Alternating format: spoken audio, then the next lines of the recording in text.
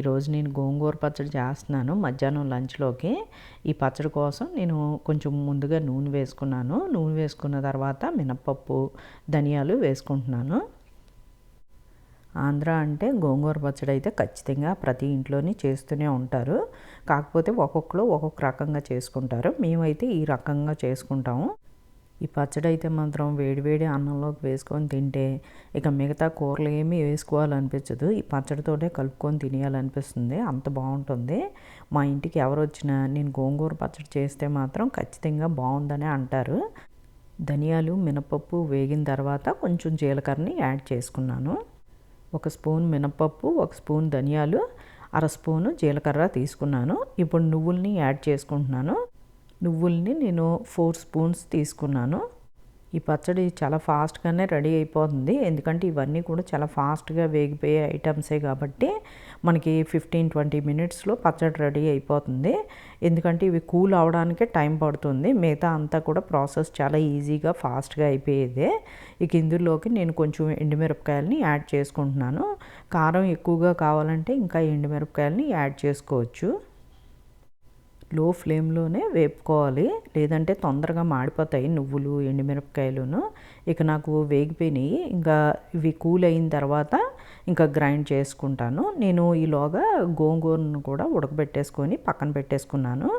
Already చల్లగా అయిపోతుంది అది. నేను అంటే ఉడకబెట్టేటప్పుడు వీడియో చేయడం మర్చిపోయాను.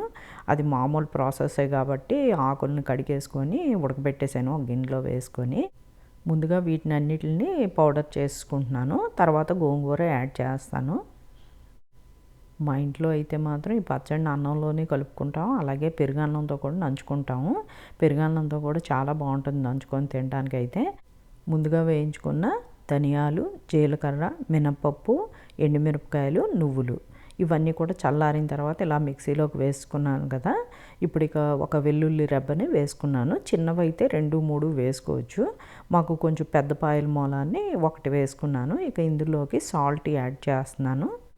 కొంచెం బెల్లం పొడిని యాడ్ చేస్తున్నాను. ఎప్పుడు కూడా పులుపు వాటిల్లోని కొంచెం బెల్లం కానీ పంచదార కానీ వేస్తే కరెక్ట్గా బ్యాలెన్స్ అయ్యి టేస్ట్ చాలా బాగా వస్తుంది. ఇక వీటిని ముందుగా కొంచెం గ్రైండ్ చేసుకుంటాను. నువ్వులు అన్నీ కూడా లో ఫ్లేమ్లో ఫ్రై చేసిన మూలాన్ని మంచి అరోమా వస్తుంది. ఇలా కొంచెం కచ్చాబిచ్చా నలుపుకున్న తర్వాత ఇక ఇప్పుడు ఇందులోకి కొంచెం చింతపండుని యాడ్ చేసుకోవాలి. మీ దగ్గర చింతపండు పేస్ట్ లేకపోతే కనుక చింతపండు కొంచెం నానబెట్టుకొని వేసుకోవాల్సి ఉంటుంది. నా దగ్గర అయితే మాత్రం పేస్ట్ ఉన్నది, అందు గురించి 1 స్పూన్ని యాడ్ చేసుకుంటున్నాను. చిన్న టేబుల్ స్పూన్ తోటి యాడ్ చేస్తున్నాను. చింతపండు యాడ్ చేసుకొని మళ్ళీ ఇంకొకసారి గ్రైండ్ చేసుకున్నాను. ఇక ఇప్పుడు ఇందులోకి ఉడకబెట్టుకున్న గోంగూరను వేసుకుంటాను.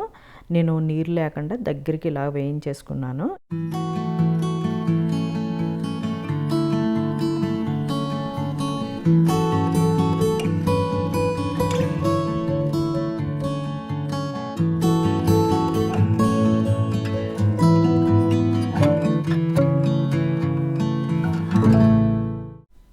ఇలా గ్రైండ్ చేసుకున్న పచ్చడిలోకి ఫైనల్గా ఉల్లిపాయ ముక్కల్ని యాడ్ చేసుకుంటున్నాను.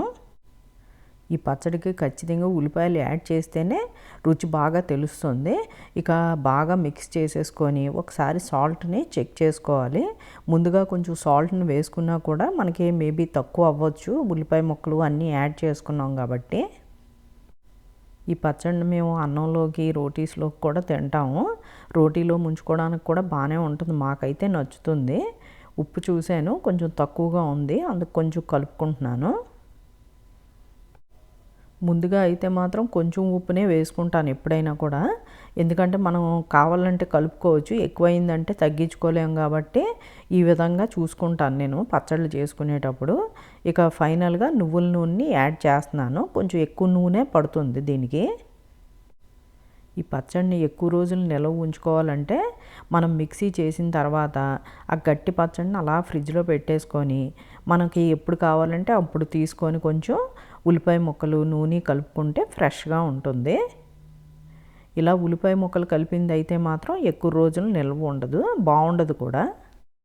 గోంగూరలో ఆల్రెడీ పులుపు ఉన్నా కూడా మనం కొంచెం చింతపండుని యాడ్ చేసుకుంటేనే ఈ పచ్చడికి మంచి రుచి వస్తుంది. అందుకే ఆ పులుపుని బ్యాలెన్స్ చేసుకోవడానికి నేను బెల్లాన్ని యూజ్ చేసుకున్నాను. బెల్లం లేకపోతే పంచదార అయినా యూజ్ చేసుకోవచ్చు. మీలో ఎవరైనా ఈ పద్ధతిలో కనుక ఈ పచ్చడి చేసుకోకపోతే ఒకసారి ట్రై చేయండి, చాలా బాగుంటుంది.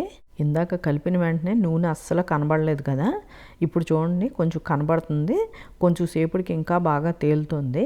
మేము ఎప్పుడు కూడా ఈ గోంగూర పచ్చడి చేసిన వెంటనే తినము, 1 గంట అలాగ సెటిల్ అవనిస్తాము. సెటిల్ అయిన తర్వాత తింటే టేస్ట్ బాగా వస్తుంది. ఎందుకంటే పులుపు, ఉప్పు, నూనె అన్నీ కూడా బాగా బ్యాలెన్స్డ్గా తయారవుతుంది.